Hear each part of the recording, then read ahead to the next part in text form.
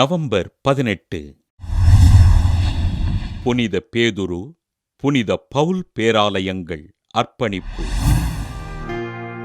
தாய் திருச்சபை ரோமையில் அமைந்திருக்கும் உயர் பேராலயங்களான புனித பேதுரு, புனித பவுல் ஆலயங்களின் அர்ப்பணிப்பு பெருவிழாவினை மகிழ்ச்சியோடு கொண்டாடுகின்றது.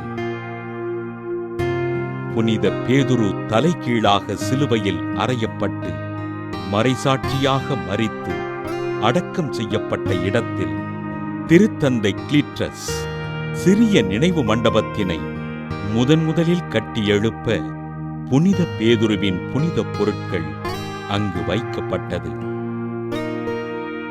கிபி 319 ஆண்டு பேரரசர் கான்ஸ்டன்டைன் புனித பேதுருவின் கல்லறையின் மீது ஓர் ஆலயம் கட்டி எழுப்ப திருத்தந்தை 2ஆம் ஜூலியஸ் கிபி 1506 ஆண்டு ஏப்ரல் 18ஆம் நாள் புதிய ஆலயத்திற்கு அடிக்கல் நாட்ட கட்டி எழுப்பப்பட்ட பேராலயத்தினை திருத்தந்தை 8ஆம் அர்பன் கிபி 1626 ஆண்டு நவம்பர் 18ஆம் நாள் புனிதப்படுத்தி புனித பேதுருவிற்கு அர்ப்பணித்தார்.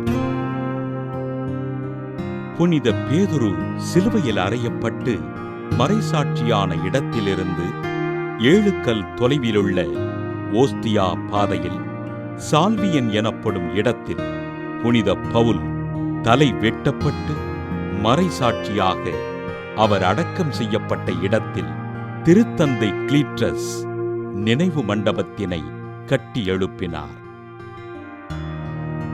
கிபி 324 ஆண்டு பேரரசர் கான்ஸ்டன்டைன் புனித பவுலின் கல்லறையின் மீது பேராலயம் கட்டி எழுப்பி புனித பவுலுக்கு அர்ப்பணிக்க அப்பேராலயம் கிபி 1823 ஆண்டு தீக்கிரையானது. புனித பவுலின் பேராலயத்தினை புதுப்பிப்பதற்கு உலகம் முழுவதும் உள்ள கிறிஸ்தவர்களும் கிறிஸ்தவர்கள் அல்லாதவர்களும் நிதி உதவி செய்ய இப்பேராலயத்தினை புதுப்பிக்கும் பணிகள் தொடங்கப்பட்டது.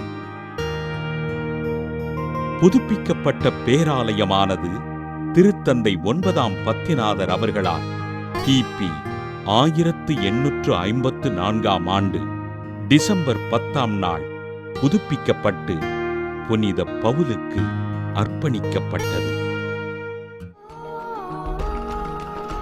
புனித பேதுரு, புனித பவுல் உயர் பேராலயங்களின் அர்ப்பணிப்பு திருவிழாவினை கொண்டாடுகின்ற நாம் புனித பேதுரு, புனித பவுலின் மறைபணிகளுக்கு நன்றி கூறி ஆண்டவரிடம் ஜெபிப்போம்.